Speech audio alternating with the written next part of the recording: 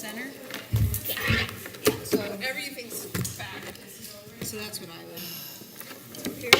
Yeah, we're bringing up one more table still. Oh, okay. Not quite. We're not quite there.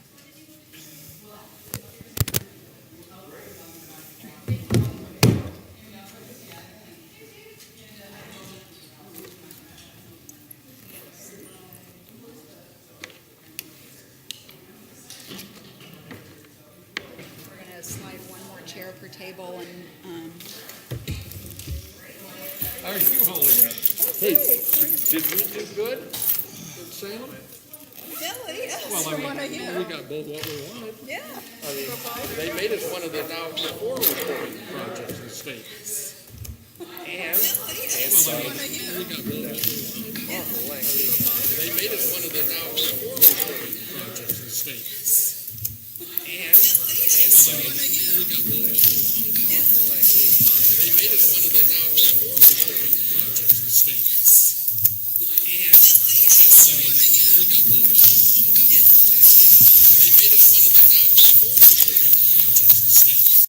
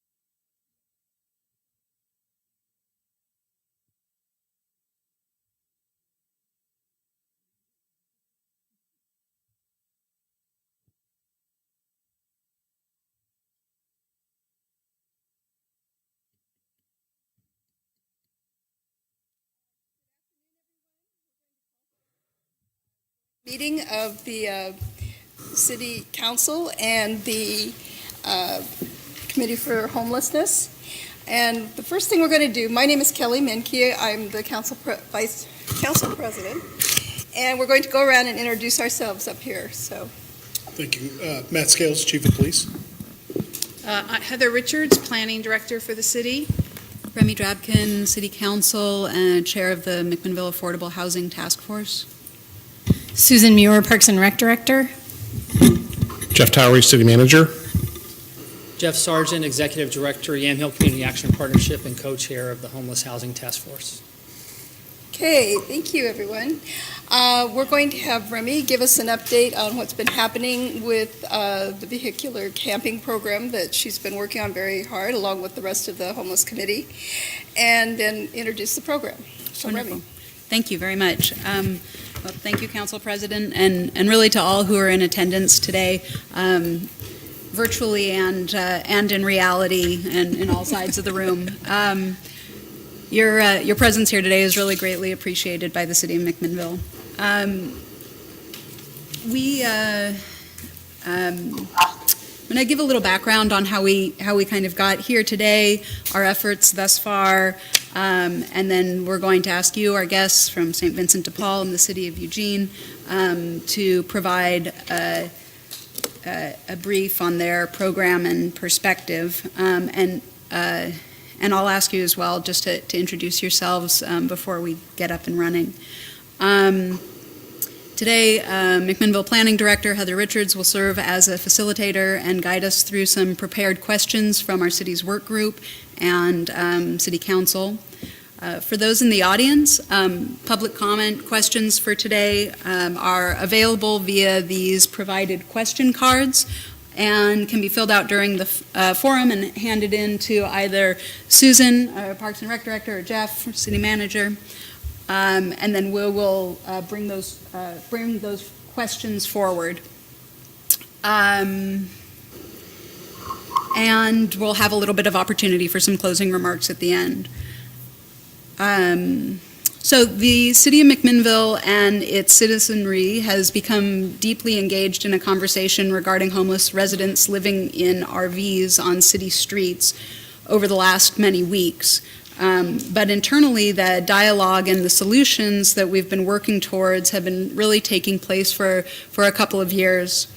In 2015, the City of McMinnville became involved in some conversations that were occurring at the cooperative ministries in their efforts to serve the needs of the homeless population. City Council responded by engaging the community and service providers to self-educate, and later that year formed the Affordable Housing Task Force.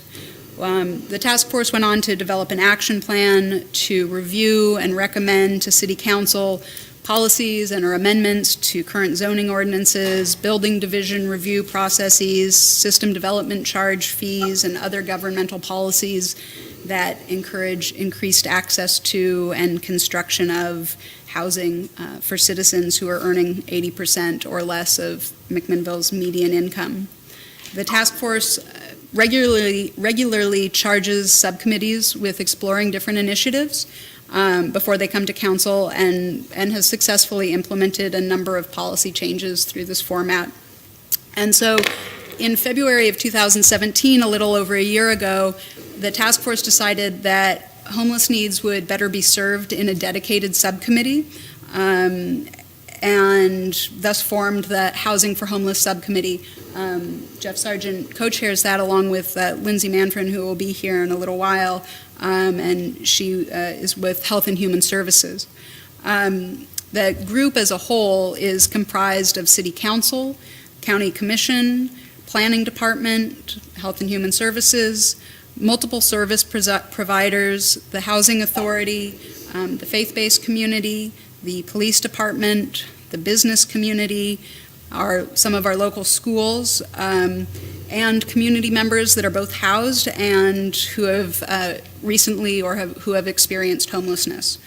And so with such a large group, the committee adopted a socio-ecological model that focuses on micropopulations within the homeless community and builds up to policy recommendations that will increase stability and or housing for those populations.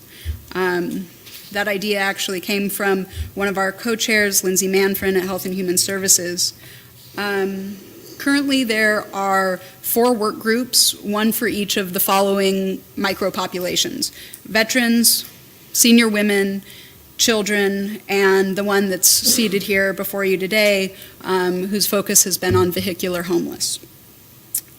We've been lucky enough to have the help of a VISTA volunteer provided also through Health and Human Services, and over the last many months, we have largely looked to the successful car camping program that you have in Eugene, Springfield, and we've asked ourselves what a similar program would look like for the city of McMinnville. The information you've already shared with us has been great and in-depth and given us a lot of things we knew we could accomplish kind of before getting to this stage. So what we have accomplished to date is we have a pledge from Recology, who is our local garbage provider, to provide garbage service to car camping sites. A pledge from a local business, Allen Rudin Inc., which is also owned by a counselor, to fund sanitation services to our first 2 sites for an entire year. The pledge from a local nonprofit called Champion Team to provide 15 hours per week of site management. We've engaged potential sites and have asked all who attend our subcommittee and Affordable Housing Task Force meetings to actively go out looking for sites and to make contact with them. We've identified a set of criteria for those sites. Our legal department has been reviewing the behavioral contracts that you use. Our chief of police has also engaged the Eugene Police Department and the entire listserv. And city staff in planning and parks and recreation have reviewed and researched ordinances and city and state codes and brought a tremendous amount of information to the table. And perhaps most importantly, we've identified whom among the vehicular homeless this program could serve in our community. And that would be individuals who are currently residing in their vehicles and actively working towards transitional or permanent housing. So this meeting is really our next step in information gathering and outreach. And I can't thank you enough for meeting with us today. And with that, I will ask you to introduce yourselves and turn the meeting over to Heather. I'm Roxanne O'Brien with St. Vincent de Paul Society of Lane County in Eugene, and I'm director of the Lindholm Service Center on Highway 99 that serves anywhere from 500 to 700 homeless individuals a day. Hello? My name is Keith. Last name is Heath. It rhymes. My mother was still under the anesthesia when she named me. I am the manager of the Eugene Service Station, and I'm also the overnight parking coordinator for St. Vincent de Paul. And then Reagan, can you hear us, Reagan? Yes, I can. Can you hear me? Yes. If you can introduce Okay. yourself, that'd be great. Great.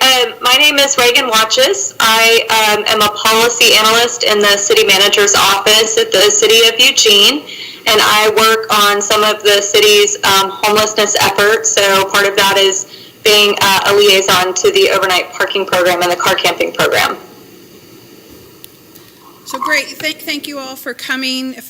We really appreciate it, you making the trip up here to McMinnville. And then Reagan, as I understand, is not feeling well today, but still is honoring her commitment to work with us for 2 hours. So thank you for that. I think if we could start off with, if Roxanne and Keith, you could explain to us a little bit about the program in Eugene in terms of the vehicular camping program. And then Reagan, if you can just give us a high-level explanation of how the city partners with that and the role. We're looking for the history of the program and how it's evolved to what it is today, and then some of the logistics. And then from there, we'll go into questions. Heather, can I sort of tag on to that as well? Dan Bryant, the minister from First Eugene Christian Church, will be joining us on March 21st to do a presentation for our council during a work session. So Dan will be doing his sort of evolution of the program from the beginning as well. So if you want to add some things to Dan's spiel as you've all seen it, that would be fine, but he'll be here to fill in some of those blanks as well in a couple of weeks. Well, I believe Dan was instrumental in working with St. Vincent de Paul for the first parking sites that we had. St. Vincent de Paul has been managing the parking program for the city of Eugene and Springfield since 1994. What we do is we match homeless individuals and families with vehicles to appropriate sites.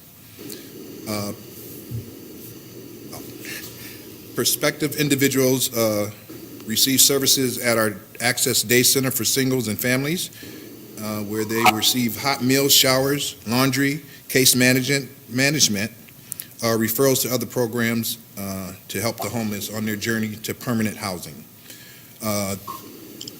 We have them come and check in, and that way they have an opportunity to branch out into some of the other services that we have, whether it be veterans, front door assessments, whatever the case may be. They're required to check in twice a week on the parking program so that you stay on the list. And then when the spot becomes available, we tell them where it's at, and we try to match the individual to the specific site. Can you share with us how large the program is right now, so how many sites you have, and then maybe walk through what the process would be for if somebody was interested in, one, participating as a property owner, providing a site, and then two, how you match up clients to the sites. Okay. So, the first question again, please.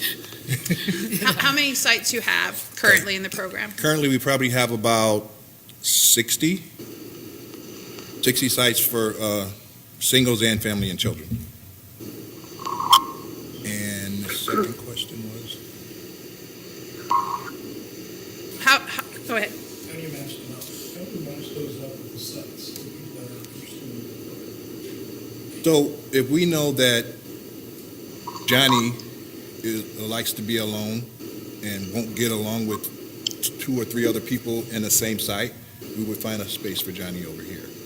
Where we know he'll be safe, he'll be by himself, and it'll be a perfect match for him. Everybody has to register at our day access centers. These are our First Place Family Center for families or our day center for singles at our center. And so we get to know our clientele, and we know where they'll succeed. And so if somebody's want to be by themselves, we wouldn't put them in with several other people. Plus, we get to know their personalities and, what their barriers are. And so we try and match them to the site, and I'd say that's one of the most important things.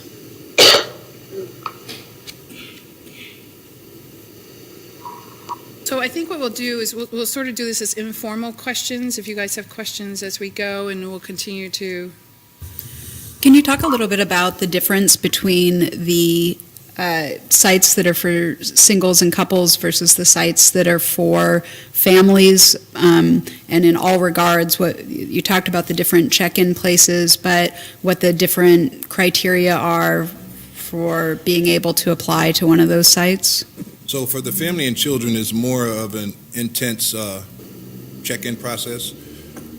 There are families that are trying to get in, transition back into housing. So they're required to get a case manager, and they are drug tested, and the kids got to be in school. And on the single side, we only drug test for specific sites. Let's say we have a construction site, and they want somebody there at night unofficially to do security. So I wouldn't want to put a meth head, as soon as they lock the doors, they're cleaning out all the scrap and stuff.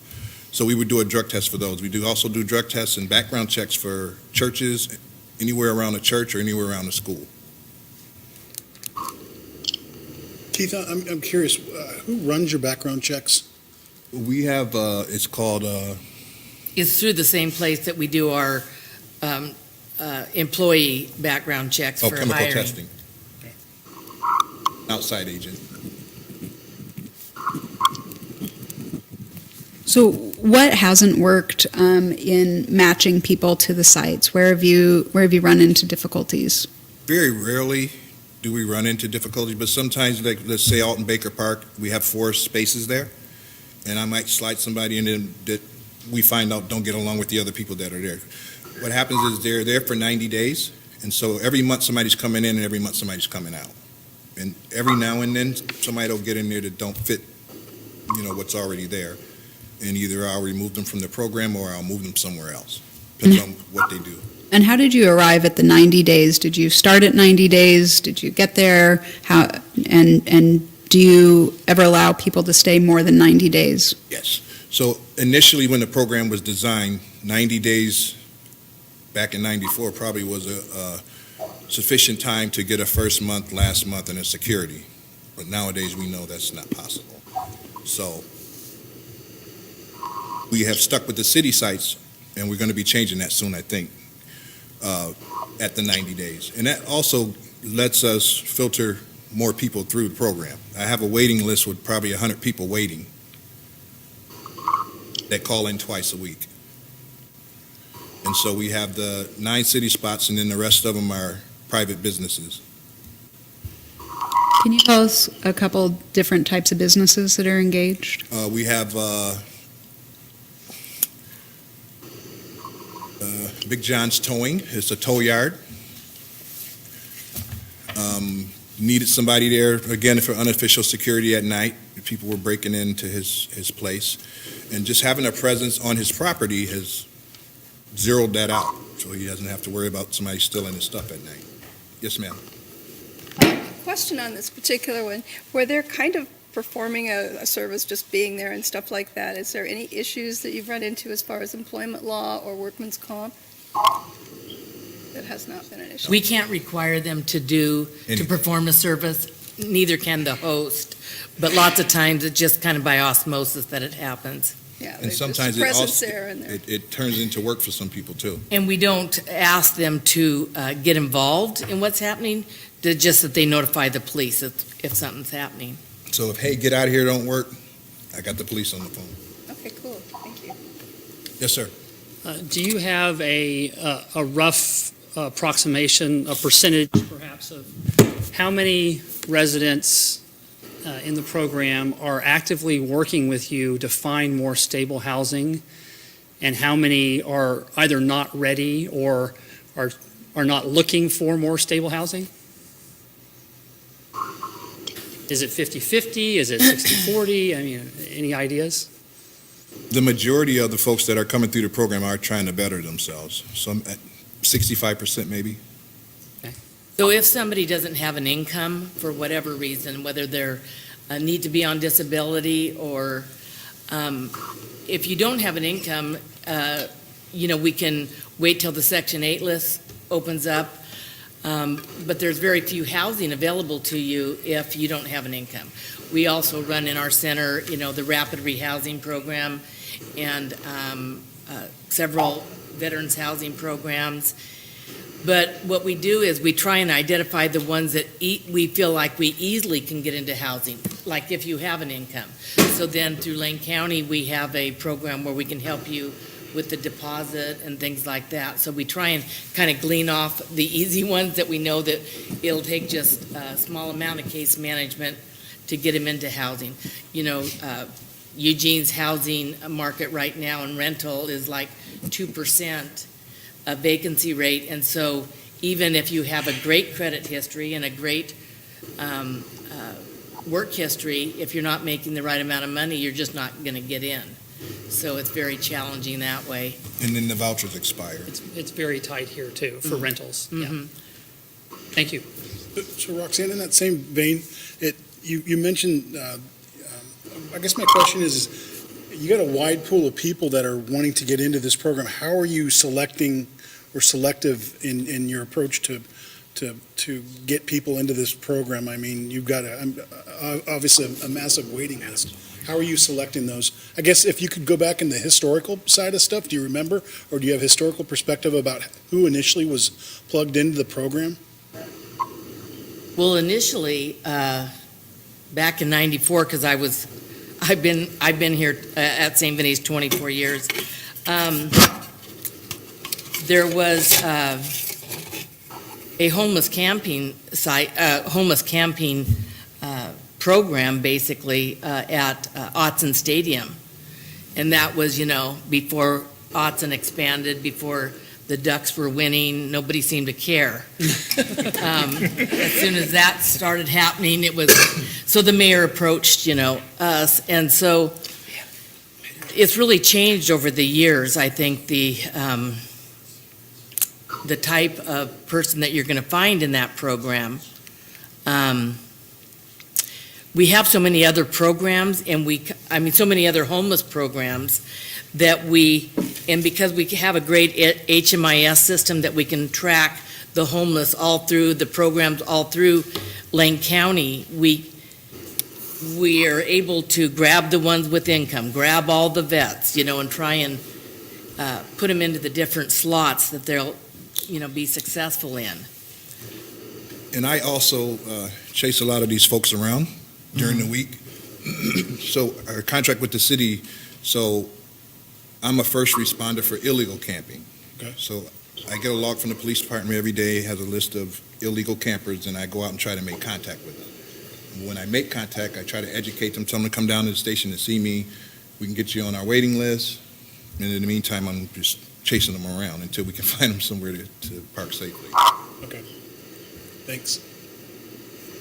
So if I understand, the goal of the program is to help those who are trying to achieve permanent housing by giving them a respite for a couple of months to put the money together for security, first month's deposit. And you originally started with 90 days based on the fact that that could get you there.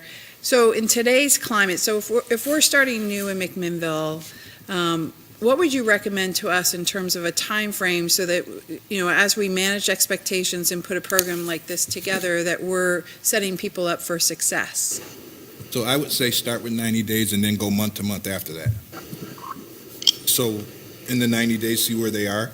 Mhm. And then if they're not doing something to move forward, then you can give them the 90 and the next 30 days to move on.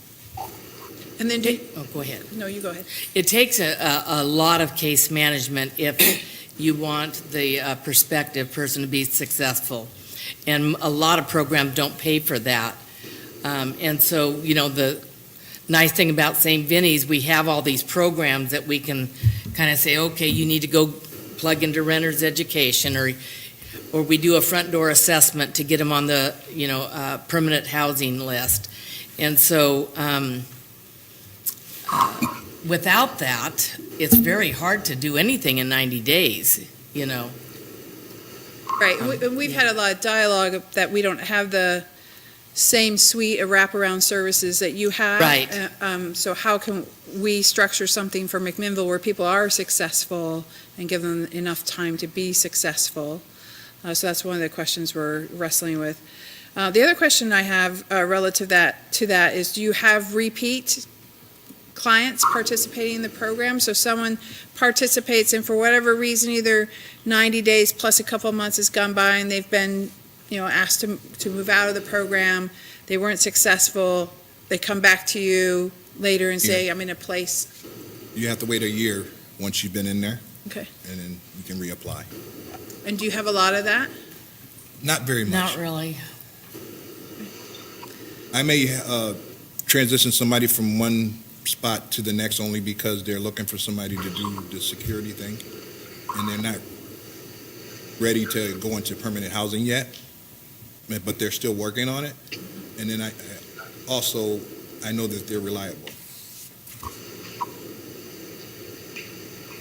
How many of your clients need to stay past the 90 days? Not very many. So again, the ones that we have at the city spots that we rotate, if they're going to school or some medical stuff is going on, I'll extend it a month, and then at the end of that month, we'll see where they're at, and if they need additional time, I'll do it. Otherwise, I'll try to filter them through to get more people in the program. See, it's only been the city spots that are the 90 days. And the city spots are very few. I mean, Right, it's about like 9 of them. 9, as opposed, 9 out of 60 are the city spots that you have a limit of 90 days.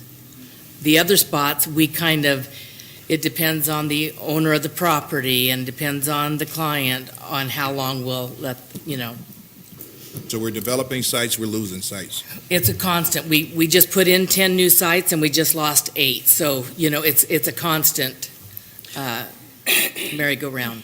So the 90-day marker is really only relevant to the city sites? Yes. And then the other sites are more of a The month.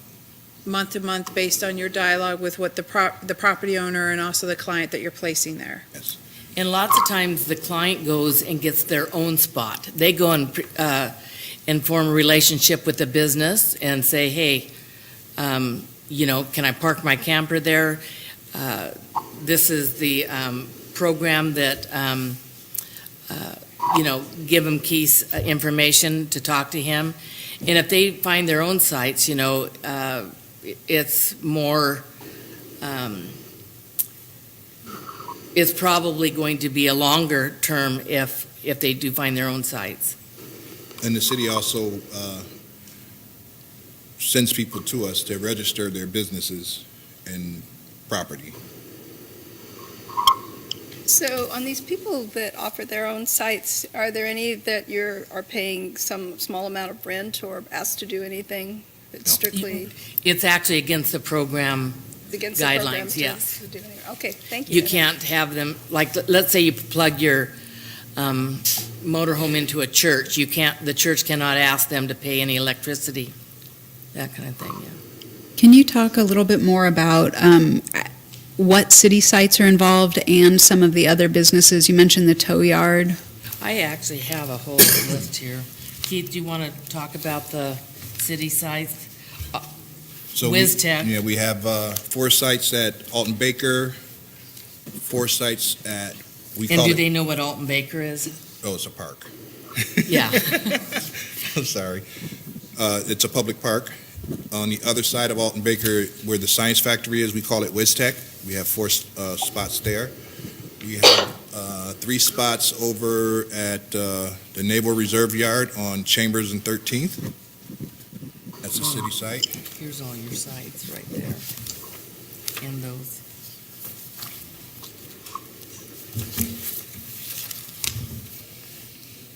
And how many vehicles do you typically try to set up at a site? So each client can have up to 3 vehicles, but majority of the time it's 2. But I have some clients that have a motorhome, and then each one of them have a car. So are you talking about occupied vehicles, like how many Yeah. motorhomes? Yeah. So If you the wanna call city them allows households. 6 on their sites, Oh, okay. but we found that 4 is the max we'll put in at any site. The more personalities you get together, the more Harder it is to problems manage. that you have. So we keep it to 4, and most all of our sites are just, 1 vehicle. So, Most of your private sites are just one Yes. vehicle? mhm. We have also Essex Construction, the Reserve Yard, That's a city one. and we have some churches involved with us as well. And we found with churches that it seems like the single population does not work well at churches. We usually try and stick with just families at the churches. We have a few in our rotation. So the parking program consists of the car camping, Conestoga huts, Tiny houses. tiny houses, and so it's all one program, and when they're calling in for one of those. So twice a week you call in and leave your information. We have someone that goes on to the voicemail, takes them off. I get a list, and then once the spot becomes available, or I go down the list. So if you're calling every Monday and every Thursday, you're staying here. If not, then you're doing this. So I've got a follow-up question. This may be for you, Reagan. What are the standards that the city considers when allowing camping on a publicly owned or publicly controlled site? And are there similar or different standards that the city exercises for privately owned or charitable sites? For the permitted car camping on city sites, I think they're pretty similar standards. In the contract, we do have, a list of, minimal, I think they're pretty minimal kind of behavioral standards around, no disruptive behavior, no alcohol, things like that. And then I think St. Vincent de Paul, and, tidiness, there has to be a storage area or, all the items must be maintained inside the vehicle, things like that. But the standards are pretty well set out by code, too. And, this access to sanitary facilities, access to garbage disposal, the items not being viewed from a public site, no rent or things can be charged. Some more around behavior in the contract. And then, St. Vincent de Paul, I think really as the manager for the program sets out the standards for the participants as well and how they do their intake and screening processes and things like that. Thanks. Follow-up, what about site criteria? Do you establish minimum standards, size of property, type of zoning, or proximity to particular facilities that may make the site usable or not usable for the program? So we have no zoning restrictions. In general, the sites can be on paved or graveled surfaces with an occupied structure, which are generally, parking lots. And these are all for business, churches, nonprofits, public entities. So the parking lot of a place that has an occupied structure or a vacant or unoccupied parcel. And as long as there are the access to a bathroom, a portable toilet, and the garbage facilities, and then but there are no other zoning restrictions around that or size restrictions. But by code, the city manager does reserve the right. Haven't been aware of us having to exert that. But if a site does become, for some reason, a threat or a nuisance, they can revoke that permission at any time. Thank you. Can you talk a little bit more about that last part that you mentioned, that you said if a city site or if a site does become a nuisance or a threat? And could I ask both of you to address that and address it in kind of two ways? One, have you had that happen? What's been the follow-up? And then I'll come back and ask the second part. So off the top of my head, we had a site that was generated by one of the neighborhood associations. So I had 3 different families there, and because the people in the neighborhood didn't want them there, they called and complained to the city. And I'm talking 70 and 80-year-old couple, and the other people were maybe in their 60s and elderly. 60s is not elderly. Yeah, sorry. You better watch that. Seasoned people. I don't know if that's a good one. So they called and complained that these people were out there bouncing the basketball up against a fence, shooting out the lights, the street lights and such. And so we decided that we would just shut that down. And, there was no validity to the complaints. Right. It was an 80-year-old not playing basketball at midnight. 3 o'clock in the morning. But it was clear they just didn't want him there, so we just moved him. That is very, very rare, those complaints. City or no city sites, it's very rare that somebody complains about the site. That's probably 1%. Yeah. Yeah. I think because they just assimilate into the community that you don't even know, you don't even know that there's some program going on. It's just, We try to make sure that everything is nice and tight. And if we do get a call, then I go out and make sure that it's done correctly and that we clean up whatever it was that was said and we move on. Okay, and then, so that kind of, what you brought up kind of relates to my other part of the question, which is, you said the sites kind of assimilate into the city, so how much preparatory work are you doing on the public outreach part? You said there's very little complaints. I mean, at this period in time in our city, we have a very high volume of complaints based on places where people are currently residing. So what did you do when you launched this program, and what do you do as you're bringing in a new site in terms of neighborhood or public outreach? Well, currently, because of the program has been going since 1994, we don't have any issues. People are aware of the program and they just assume that it's a new site, and they will even call in and say, hey, I seen some new campers on 3rd and 4th Street. Is that one of your sites? And so that way they know if there is a problem, they need to contact us. But we do very little outreach. That's probably the hardest place the hardest thing is to find the sites. Because you're losing them and trying to generate new ones. That does take the most time. And we also run a program for the city of Springfield and a brand new one for Lane County in an unincorporated area of Eugene. And we've been reaching out for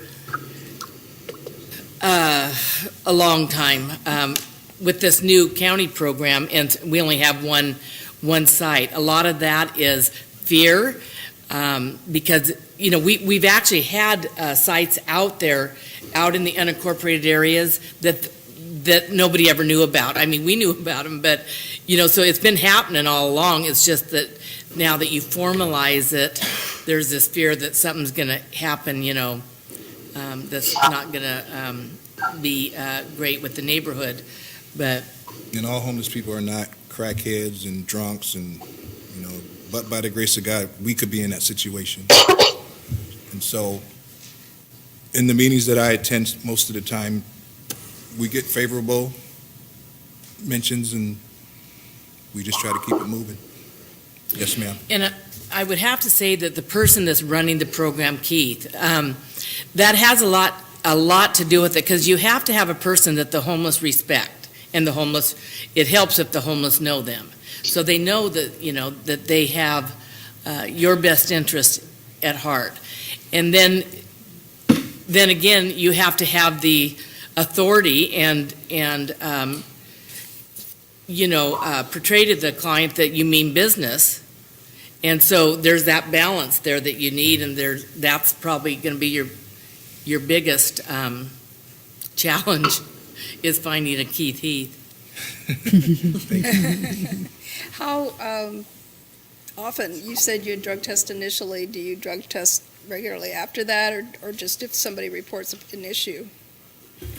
After the initial one, we won't do it again unless we feel there's a need to. And we don't drug test unless it's in a church or in one of those vulnerable sites. The poverty and what's the name of that one? Human Rights Commission, I think. The Human Rights Commission did not like the idea that we started drug testing. Everybody. We didn't drug test to begin with for many, many, many, many years. Then there was some goings-on out at our Autzen Stadium sites that we felt like there was some drug issues going on. So we gave the participants a chance to go and get drug tested or leave the program. So I think, 3 left? Initially, 3 were gone right off the bat, and then the other 5 went and got tested, and then I was left with 2 out of 8. Where did they get drug tested? But normally we don't drug test unless it's, You said where? Yeah, where and how and who pays for it? So we pay for the drug test, and we go through chemical testing. And so it's the same one we use for our, for staff, for our I show up and I employment. say, hey, I need you to go down by 5 o'clock today and submit a drug test. If not, then you can't be here tomorrow. There's also the testing strips that you can get for, we buy them for other programs. Now that, the marijuana laws have changed, especially our employment programs, to find out the levels of pot in your system before you go in. But it tells, I think it's $3 a piece. For the little kids? Yeah, and it'll tell you a broad spectrum of drugs, methamphetamine, heroin, a lot of Cocaine, those. opiates. Yeah, opiate. And so I think I'd probably use those. It'd be a cheaper way to go. Because ours, I think, is like $29 a test if we send them into the chemical testing. Can we explore the identification of sites a little bit more? Reagan, I heard you talk about a city code, if that's correct, that talks about requirements. Is that just for the city sites, or is that for all sites? And is there any process of approval from the city for the sites? So I think I missed the second part of your question, but the first question, so what the code sets out is for any site, parking lot or a gravelled surface on a lot with an occupied structure or a vacant or an occupied lot. So that's for any site within the city limits. And then I don't think I heard the second part of your question. Is there any type of approval process through the city for the sites? No, that all goes through St. Vincent de Paul. But yeah, and as long as they stay within the parameters of our code, there's no separate approval process through the city.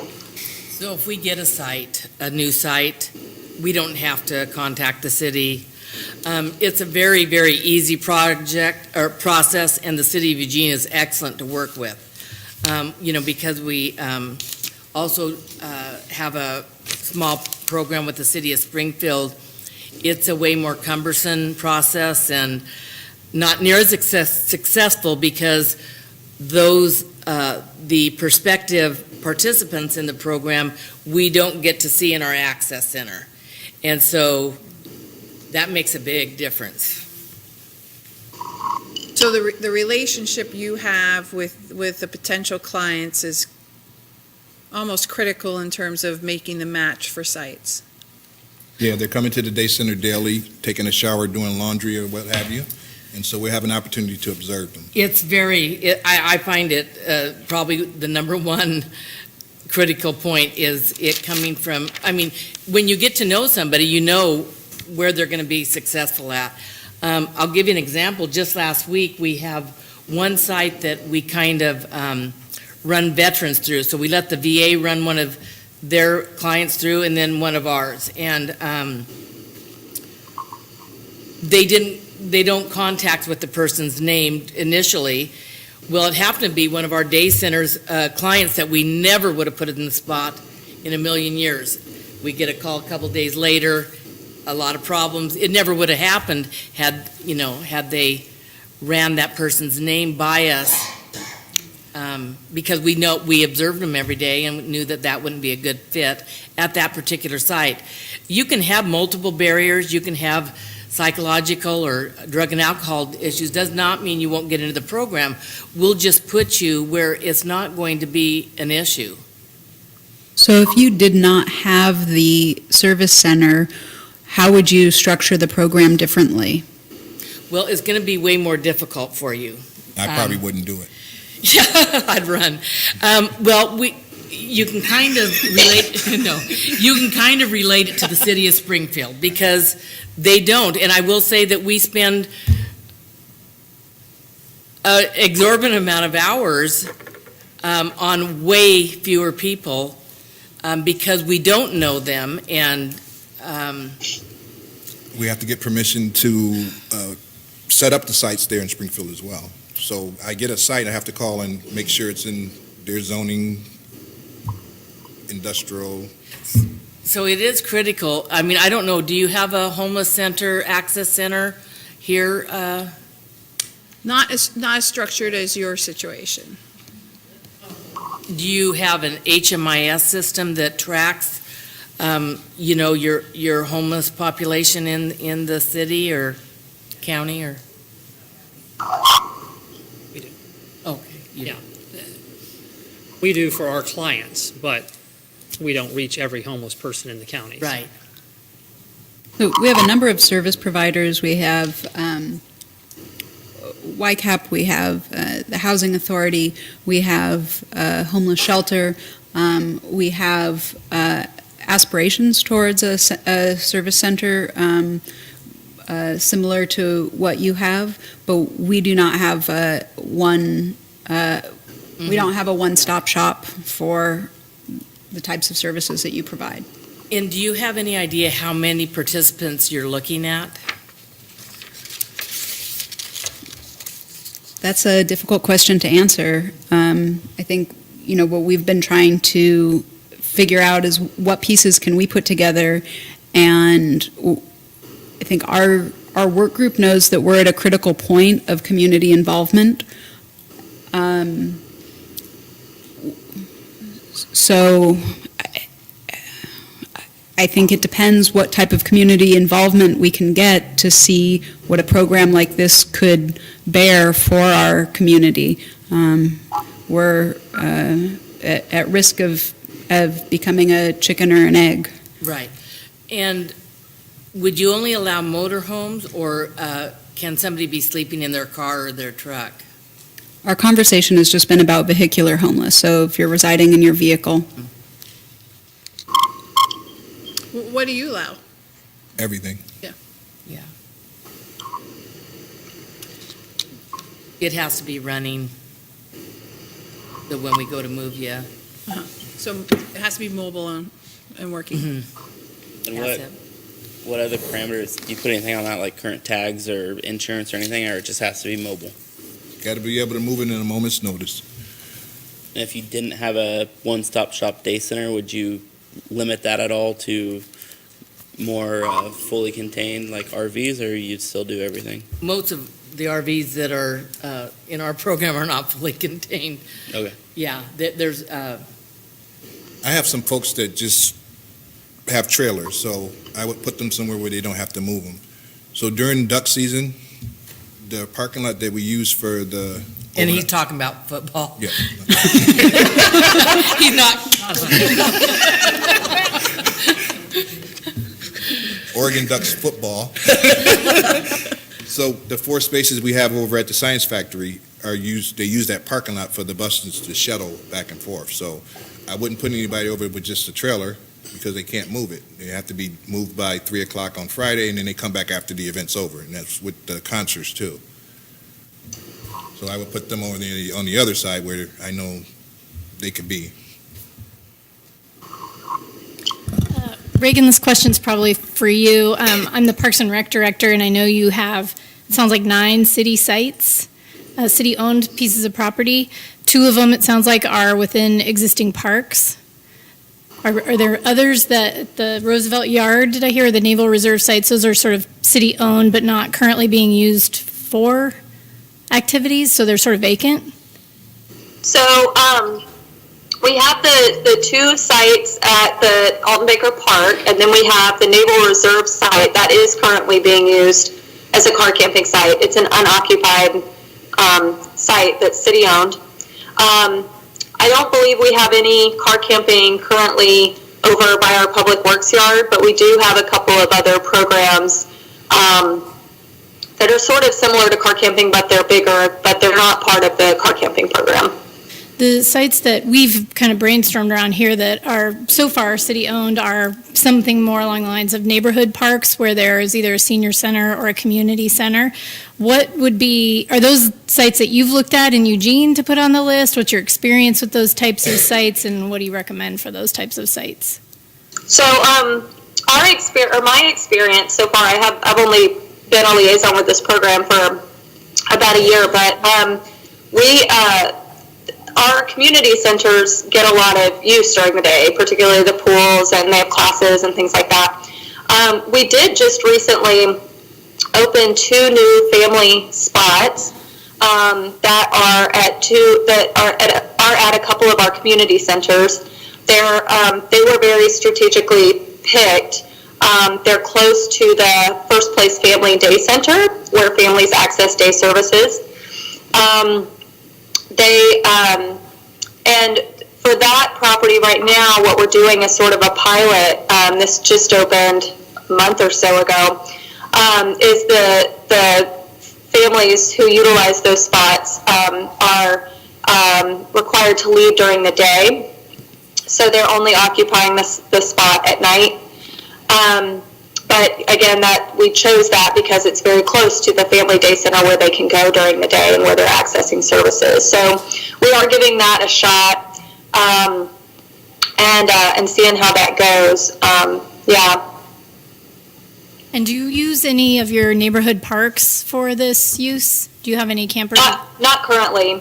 Just the bigger? Yeah, not currently. Some of them don't have parking lots. Some of the more urban ones, I think, are pretty, they're pretty small and well used. So we haven't really ventured into that since I've been in this role. Thank you. Reagan, as a follow-up, do you provide separate sanitation facilities outside of what's already in the park for your sites? Yes. And those are managed by St. Vincent de Paul as well. So we go through Above All Sanitation and Santa Pack. So St. Vincent de Paul, can you share a little bit about your relationship with the city in regards to your contract with the city and how the sanitation facilities are provided and garbage is provided at all the sites?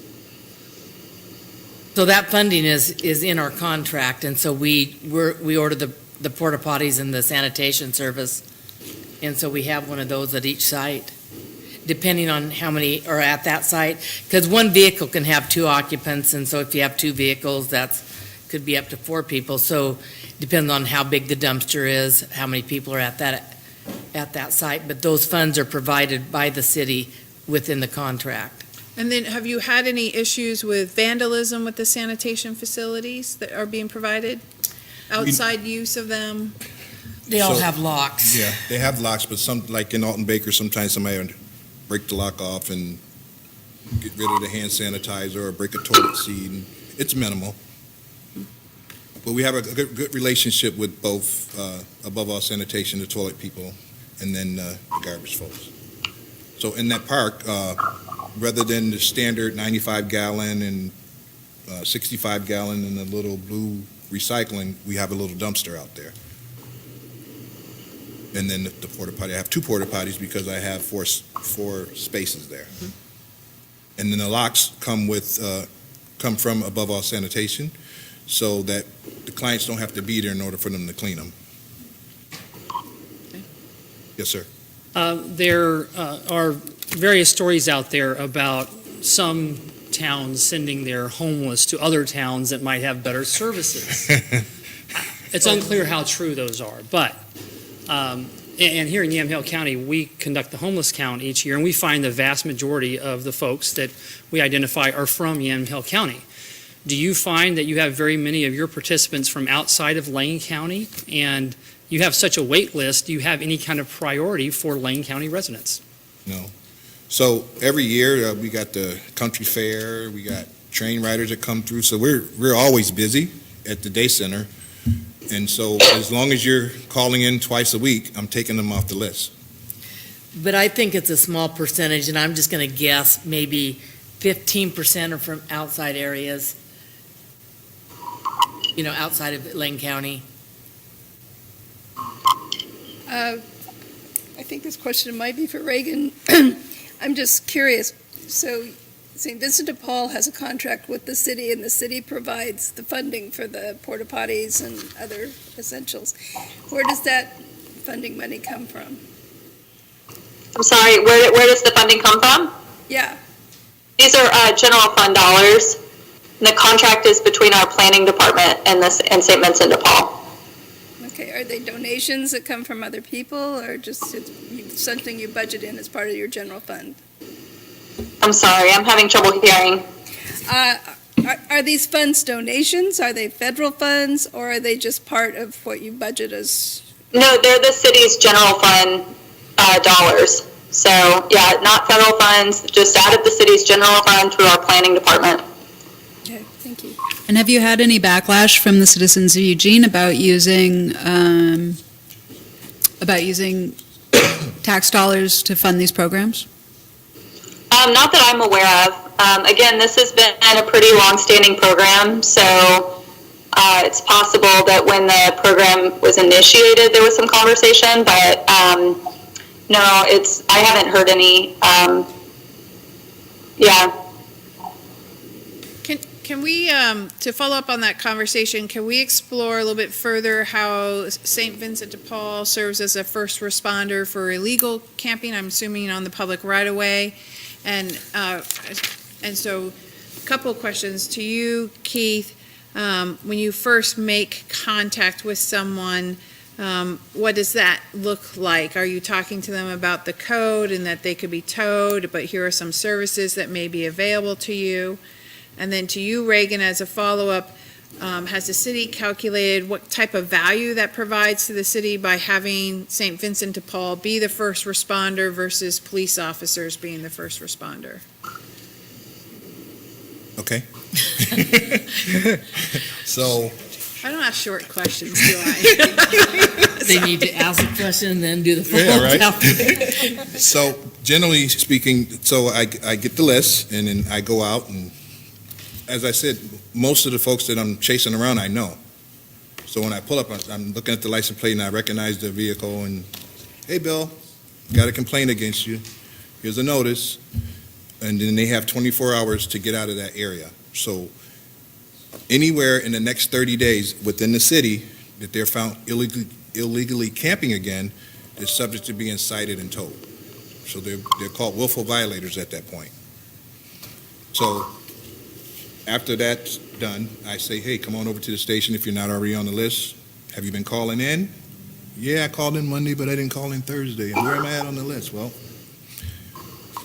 you got to call Monday and Thursday, and that keeps you on the list. Can I just recap that to make sure I understand it correctly? Yes. So you go out as the first, there's a call in, there's a complaint, you go out as the first responder, you provide a citation of sorts, and then they have to vacate that site immediately. And then if there's a second complaint on the same vehicle within a 30-day period, at that point, the vehicle is then subject to tow. Correct. They're considered willful violators. So in this process, so I go out 4 times. So if I can't make contact within the 4 times, because most of the folks know the hours that I work, and they could even be in there looking at me and just not opening the door. So then I kick those back to EPD, Eugene Police Department, and then they go out after hours to make contact. So they don't always have to send me. If there's a safety complaint in the community or in the neighborhood, they'll just go out themselves. Generally try to let me be the first responder before they go out and cite and tow. And some of those folks are chronic, and some of those folks are the ones that don't want to do it the right way, and those are the ones that wind up getting cited and towed. Yes. So if they call, then they don't get cited by the police, right? So we're gonna ask for public questions at the end, because we're recording and we want to get this all on recording rather than having people talk through the audience. Keith, how often are people actually getting towed within that 30-day window, or It's rare. very rare? And then what's the citation they're actually getting cited with? I'm giving them? No, on the second time. If Oh. they're subject to tow, like, is there a monetary fine? Illegal camping, Okay, and I think it's like a $200 and some ticket. okay. But they always give me an opportunity to go out and Yeah. make contact before they come in. So if I tell them that this vehicle was over here again, then they know they're going out to enforce. Okay. Process is like, what I understand is like a 2-hour process to get the tow truck out there, and then you're towing somebody's home away, and so we don't want to do that. Mhm. So we try to give them an opportunity to do it right. I guess for Reagan, I'm sorry. Okay. So Reagan, the follow-up to that is, with the contract with St. Vincent de Paul providing those services, have you seen value in the city for that in regards to the police department not doing that? Yes, definitely. So the way that car camping is addressed at the City of Eugene is it's a complaint-driven process. So a complaint comes in to our non-emergency police line, and then it goes out to, if it's on-street car camping, then it's sent out to St. Vincent de Paul, and they respond. I do think that's been very effective in that it has lessened the load on our police, and it's provided a way for people to get information about services that may be helpful to them, or to get on the permitted car camping wait list. I will say that we do still have an impact that I think has grown, from my understanding, over the past few years around on-street car camping in the city limits, and I think that's just been around the need has gone up. So we still, the city police do still get calls. However, it's been really helpful to be able to have St. Vincent de Paul as a resource to go out and work with people, and before police need to go out on a first-time basis. I had a question about insurance. Is that a concern in terms of if something happens on the site? Who carries the insurance? St. Vincent de Paul, the city, property owner? Is that part of the structure of the program? Yes. St. Vincent de Paul, through our contract, we as we do with most of our contractors, they have, to carry general liability insurance, commercial liability insurance for themselves, so when they do their work. Otherwise, liability is on the property owner. We don't we don't take any liability for private property owners that decide to become a host. Reagan, what about your public sites? The city sites, you said? Yeah. So then we, as the property owner, we would maintain that liability, just like for anything else, any other activities on our property. Okay. And I will say this, all the many years... I'm sorry, what's that? Oh, I was just going to say, in all the years that we've ran the program, the insurance has only come to play one time, and that's when somebody fell at a church parking lot over a rock. But other than that, there really hasn't been any issues. Right. Yeah, I would echo that. It hasn't been something that's come up. Yeah. Keith, are you the only one managing the day-to-day car camping? I have a couple fill-ins when I'm not, Okay. you know.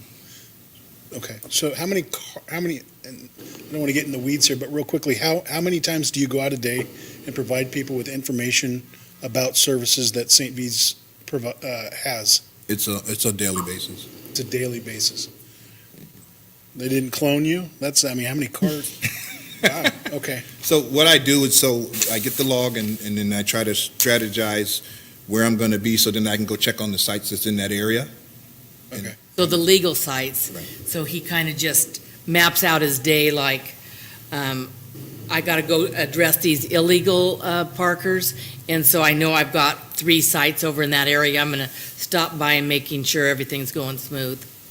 Thanks. So my day is pretty much spent, generally in the mornings, I'm at the day center till around 11 or 12, and then I go out in the field in the afternoon. And the permits have to be renewed monthly. Right. Yeah.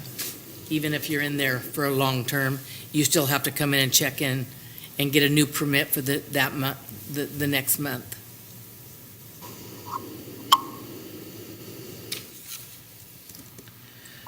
Why do you think property owners participate in this program?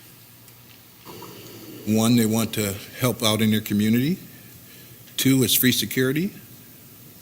and then it's a win-win for everybody. And do you have, for your property owners, you've had some transition and turnover, but do you have long-standing property owners as well who have participated? Yes. The turnover lots of times happens because they're going to be building on the property, or the property changes owners, things like that. It's usually not Nothing something bad. that's happened with the campers. How do you go about generating new sites? Do you do an active request out to the community? Is it word of mouth amongst the property owners? We go out. Go out and solicit. We have a little handout here that we just keep it short and simple. Basically, It's what I read in the beginning. Okay. oh, did you? Okay. Currently using these, trying to generate the new sites for the River Road, Santa Clara, unincorporated area that we got. That is the hardest part, is to get the sites. And even with, St. Vincent de Paul has a great reputation in Eugene, Springfield, so they know, we usually run our programs well, but, it's a constant turnover. And some neighborhoods are not used to this population, and so there's reservations. So we have a couple of potential property owners probably in this room if you want to do a little sales job for us for that. Well, It's a win-win. it's a win-win. This is how there's no easier way that you can help your fellow man in need. Is Try how it I out. look at it. And try it out for a month. Yeah, it's nothing that you have to buy into for long term, but boy, we've just had really good response from our property owners. There's just not a lot that goes on that's an issue. People get these ideas built up in their mind, like they have in our unincorporated area of us trying to start a new program out there. All these things built up that really doesn't, have much reality to them. And they're afraid, and they're stereotypes. I was at a meeting yesterday at a church trying to generate a new site, and one of the ladies in there had some reservations, and she was asking about who pays for the porta potty, who pays for the garbage, and do we require them to have electricity and this and that. So we were explaining it to her, and I said, we also have a spot down the street here at the church over here. And she says to me, well, this is a nicer neighborhood. Maybe not no. So you have people out there that's not very receptive to it, but she's just one of many that was on the council, so I think they're going to override her. So you brought up electricity, in this day and age with cell phones, do most of your sites provide access to It's not a electrical requirement. outlets? It's not a requirement, but And I would say most of our sites don't. but if they choose to allow that, then that's fine. We had a site years ago where the guy was charging for electricity and cable. So I had to go and shut it down because we can't charge them for anything. So a follow-up kind of on the mix of the sites, about how many tiny homes and Conestoga huts are involved in the program, and then I'm assuming that anything that's not one of those two choices is a vehicle of some kind. But can you right now, finish that out? Right now, most of the Conestoga huts and tiny houses are at churches. And I think he's wondering how many. How many? Are you wondering how many we have? About. Okay, so hold on. And people are always, in Eugene, it's a real smorgasbord of people with tiny houses, people with huts, and lots of times a community member will will build their own. They got the specs, will build their own tiny house, and then they'll give it to us and to place and manage somewhere. So at the Unitarian Church, we have three Conestoga huts. We got one at St. John Divine. Three at St. John's Divine now. Okay. 3 at the Church of the Resurrection. Hope Lutheran, we have a tiny house. On wheels. On wheels.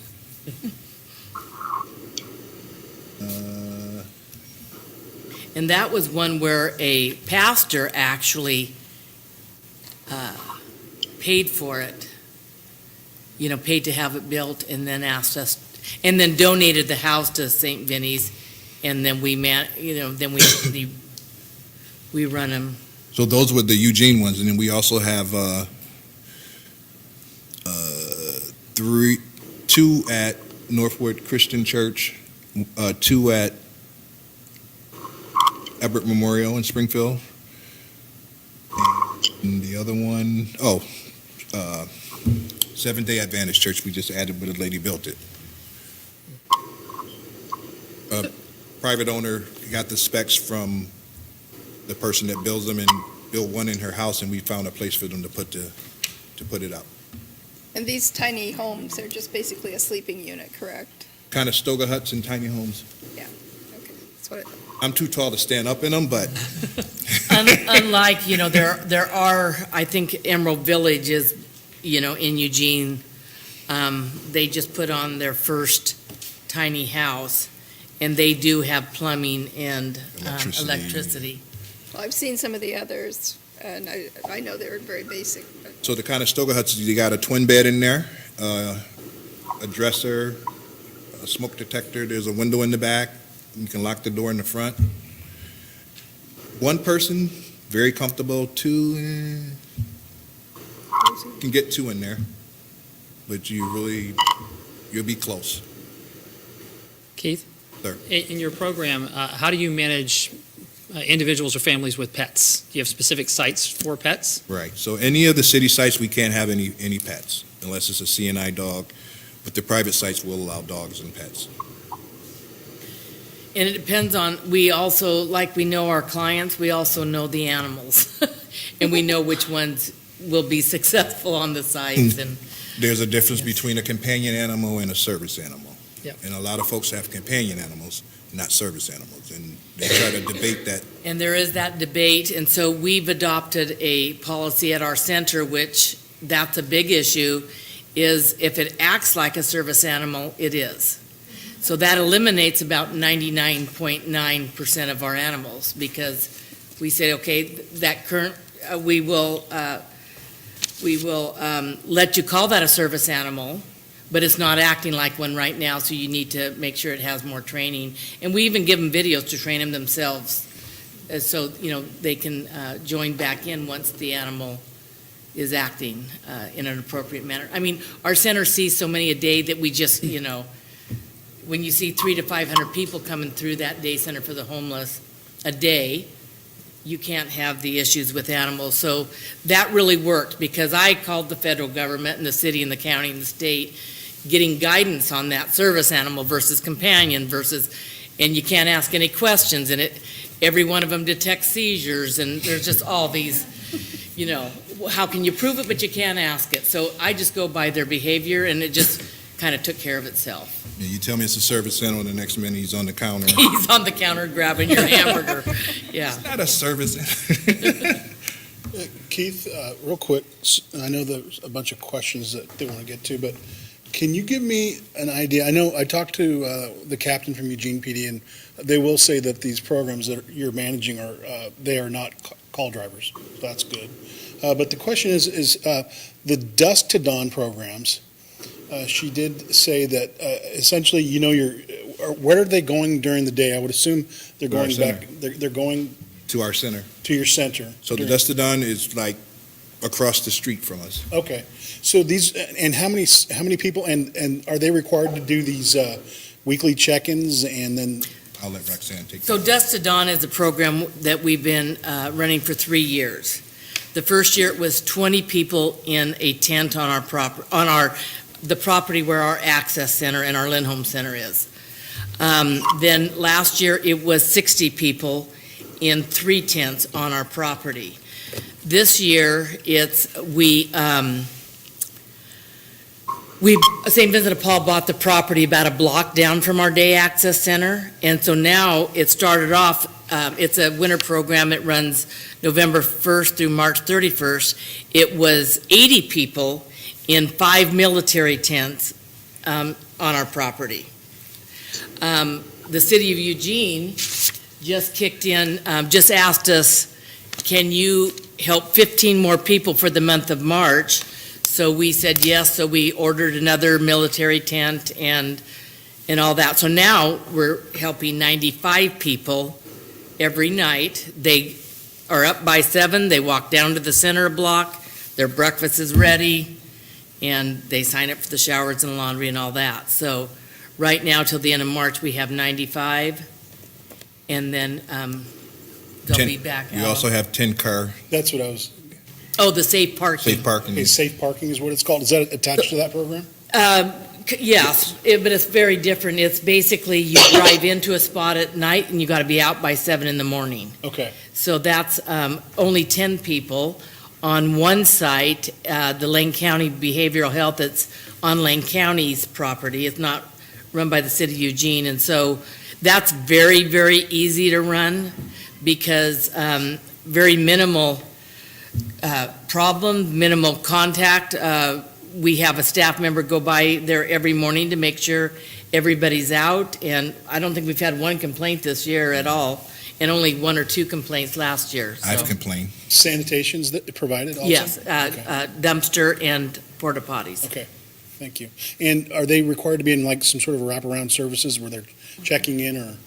So these could be people off my list Okay, for the Monday, Thursday, okay, and so I pulled them off that. waiting for them Yeah. to plug in. Okay, thank you. And that's a good question when you say required to be, we don't require anybody to be in services or we won't help you. Okay. We suggest many things. A lot of the homeless fear housing, believe it or not. A lot of people will say, oh, I talked to Johnny on the street corner and he doesn't want housing. That really isn't true. He's afraid of housing. That means responsibility. It means money.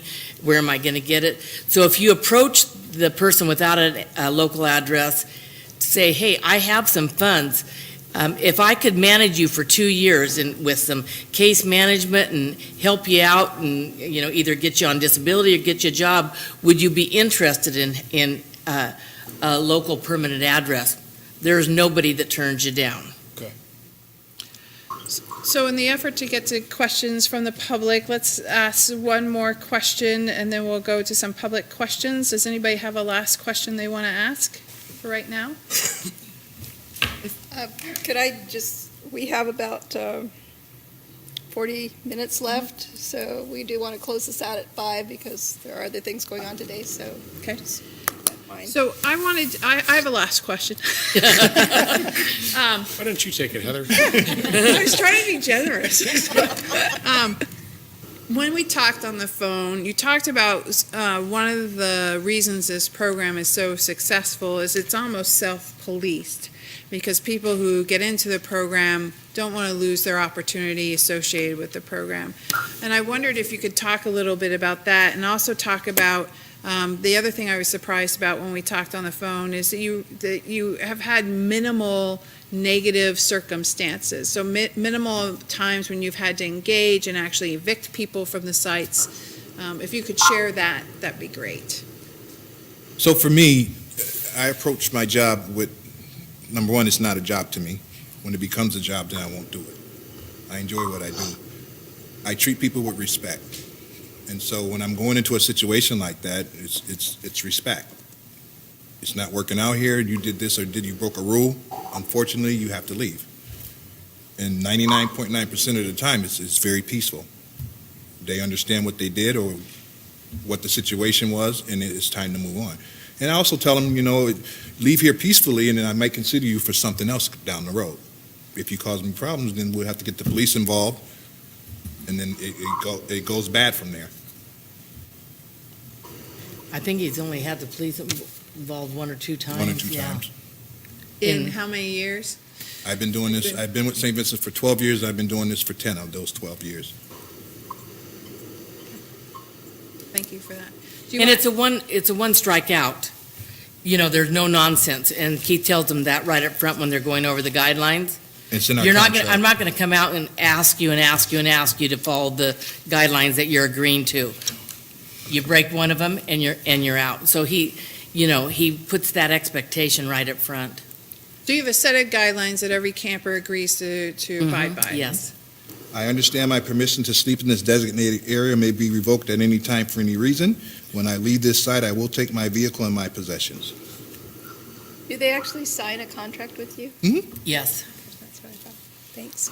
The contract, and then you Yeah, get your and permit. if I can chime in, I would just say echo too that the St. Vincent de Paul has just been a great partner. They're partners with the city and the community on a lot of efforts around homelessness. But I think the success of this program has really been, can be attributed to the oversight and the management. Keith and Roxanne are very responsive. They know their clients, everything. I would echo that from the city's perspective, we just hear and have to get involved very rarely because of the oversight management is very strong. So Reagan, do you think the city would have ever initiated a program like this without a partner like St. Vincent de Paul?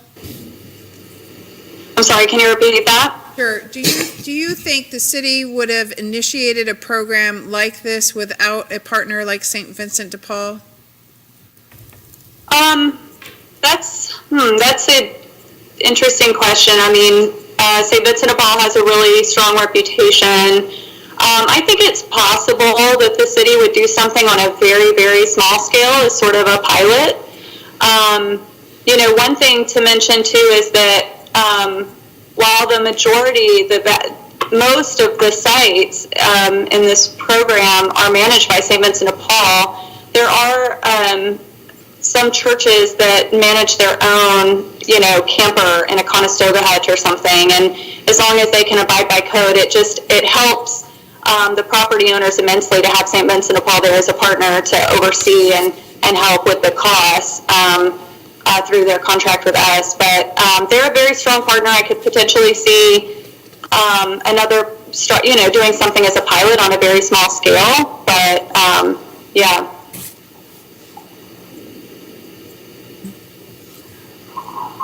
Last question or public comment? You guys want to ask some public questions now? Sure. Yeah, let's make sure we have some time. So we have a lot of public comments that have been, and questions that have been submitted. A number of them we feel have really been answered, and so if you don't hear your question, we feel like it's been thoroughly answered. We've also received a few ideas that are kind of off the topic of today, so I'm not going to introduce those right now, but we have them, and if you'd like to resend them, we're open to that discussion as well. And then two of the questions, two I'm going to start with, are actually ones that I've kind of heard, but I'm going to ask again just to be very specific. And so one of them, Jeff had said earlier, and we got it on a public comment card as well, very specifically, do you think that homeless people are moving to Eugene because of your program? No. Great. No. Thank you.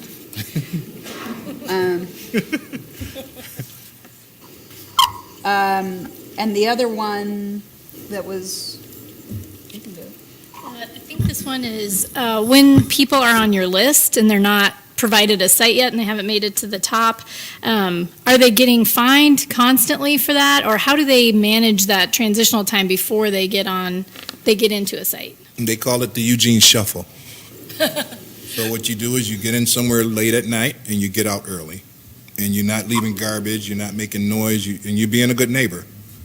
The ones that normally get tagged are the ones that are causing problems or making themselves known where they are. And those are the ones that end up on your list in the morning? Correct. Okay. Thank you.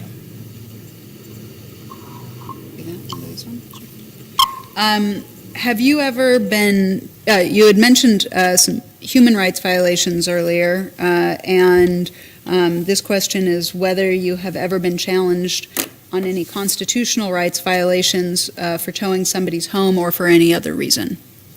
I don't tow anybody's home. So the ordinance for illegal camping is in place, so the police go off of that.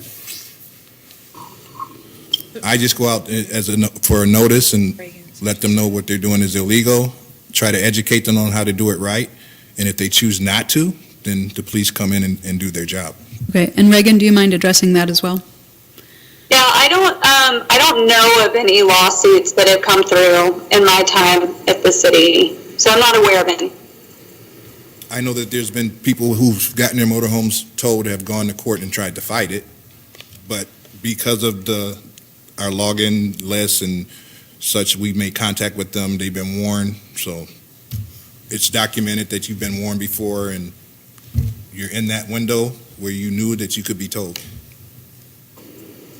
I think this might be the last question. Where does the funding come from for the wraparound services or the case management piece of that? How do you fund that down in Lane County? That's St. Vincent de Paul funds. We have, our Day Access Center is partially funded by Lane County, to the tune of, I think, close to $300,000. It costs about $1 million to run, and so the revenue from our stores goes to backfill those programs.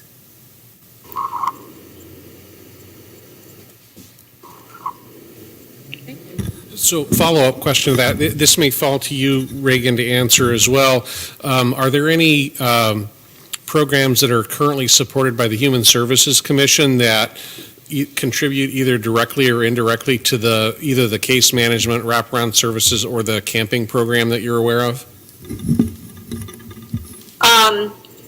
Is there any funding from the Human Services, from Wayne County Human Services that are directed to these types of programs? Is that the question? Yes.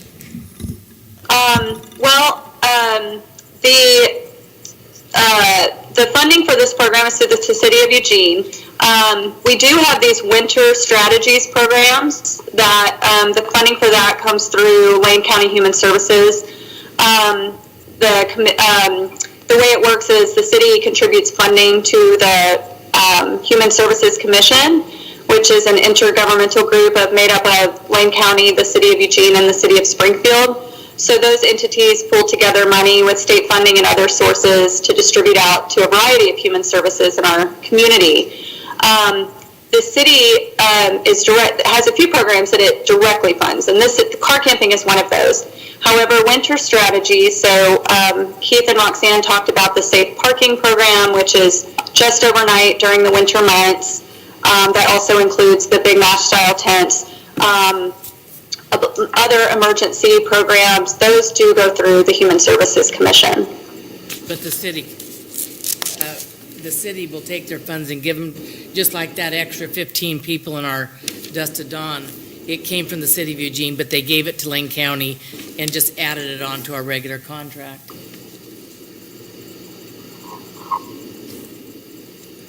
Does anybody have any other questions on the panel up here? I do have one other question, and Reagan, this might be for you. It had come up in our previous conversation, and it's a numbers question. So if I'm in the ballpark, if you'll let me know if that's correct. So one thing that we heard previously was that the City of Eugene was, before this program became successful, was spending about $300,000 a year in code enforcement, and that number came down to about $100,000 a year approximately. And we also heard that there were about 1,800, I think it was, code enforcement call-ins annually, and that's now come down to approximately 500. And so I'll just 500 annually. So on those two things, both the cost savings to the city and the demand on city services, I'm wondering if you can just again address that briefly. Yeah, I'm assuming that those numbers came from the police department in regards to responding to calls about on-street camping. Is that correct?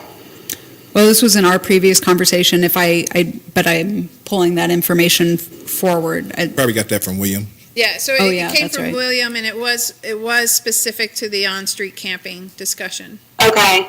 Yeah, that must be data from the Eugene Police Department, which I don't know that I can verify that. I know that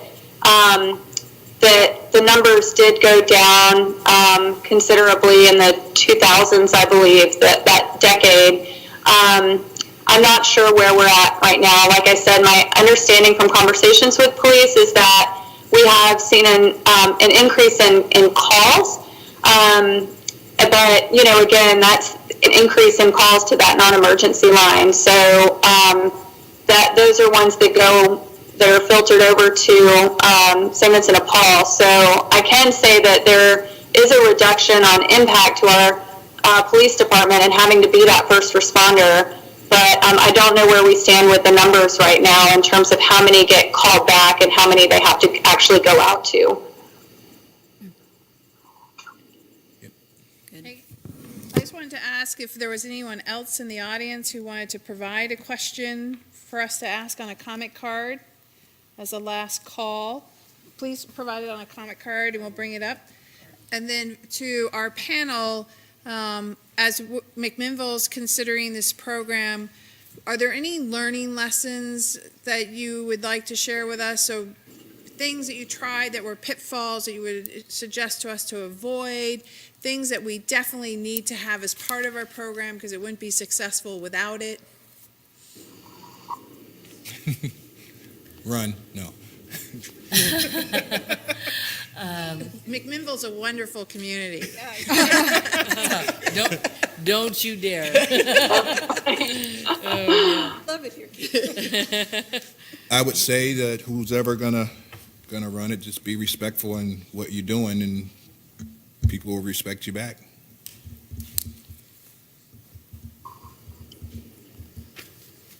Anything from you, Roxanne, in that regard? I'm just thinking of pitfalls. We started where you guys are now years ago, and I'm sure you're trying to avoid any mistakes we made, but, we just put one foot in front of the other.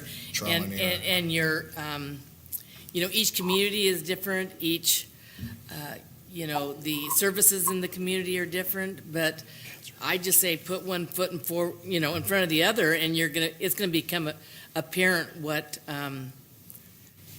what the issues are right away, and then just address them. It's better than being paralyzed by what ifs and And then- things that may not happen. And we learn from things that we tried that didn't work. And one thing that's really good about the city of Eugene and St. Vincent de Paul is they let us turn on a dime. If just like we can get something up and going in a week. Our Dust to Dawn program from beginning to end, it was all funded and devised and up and running in 1 week. So there's a very fast turnaround and with the city, the county, and St. Vincent de Paul, they're all action-oriented, and it makes our life, if something's not working, we are allowed to change it almost immediately, and that helps a lot. And then Reagan, did you have anything from the city side in terms of learning lessons or sacred program elements that we need to make sure we have included? Yeah, I would say, pick a strong partner. I think the way that the city and St. Vincent de Paul have moved on a few different things is kind of starting small, see how it goes, and then expand from there. Tweak it as you need to. My sense is that that's the way the city has worked with St. Vincent de Paul and been responsive to community concerns, to each other's, tried to be responsive to each other's concerns or things that come up. Yeah. Okay. Did you have more questions from the public? Okay. So at this point, Remy, you want to have some closing comments, right? Sure. Does anybody else want to? Does anybody else have any other questions? Sounds like, okay. Okay, well, I guess other than a tremendous amount of gratitude that we have to the three of you and your continued support while we go through this, what we've tried to make an extremely thoughtful process. I think one thing that I've heard over and over again is that your program and the success of your program has really been driven by the community, nonprofit and faith-based community, and that the city has found ways to allow it in the code.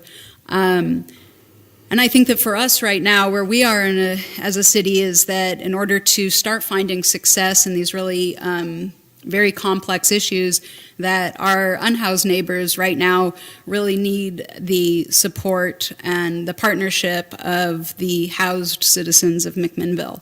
I can tell you that YCAP has already been able to place 3 families in permanent housing from those that were residing on Dustin Court. And I think at this point, more than anything, I am really looking for and asking for action from our community. So we have put together a list here, a sign-up list. So if you have, sorry, I don't want to talk with my back to you, and I'm really talking to you right now.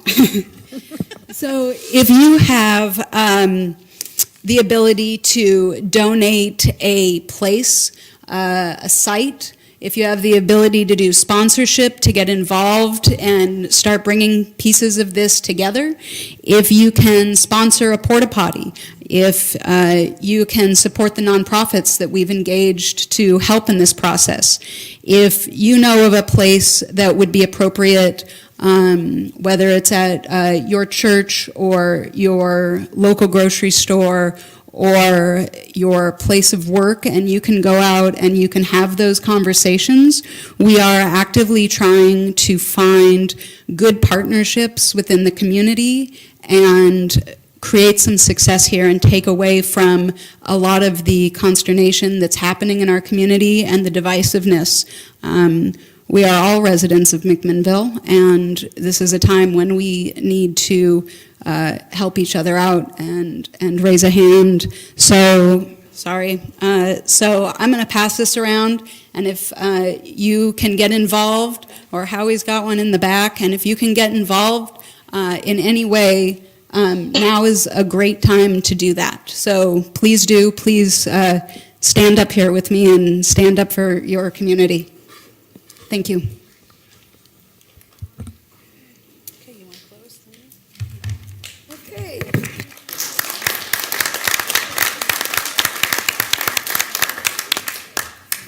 Thank you so much to Reagan and Keith and Roxanne for coming and talking to us. It's been absolutely fabulous. It really has been a good meeting. And thank you all for attending. We really appreciate everyone in attendance today and the questions they asked. And with that, I'm going to close the meeting.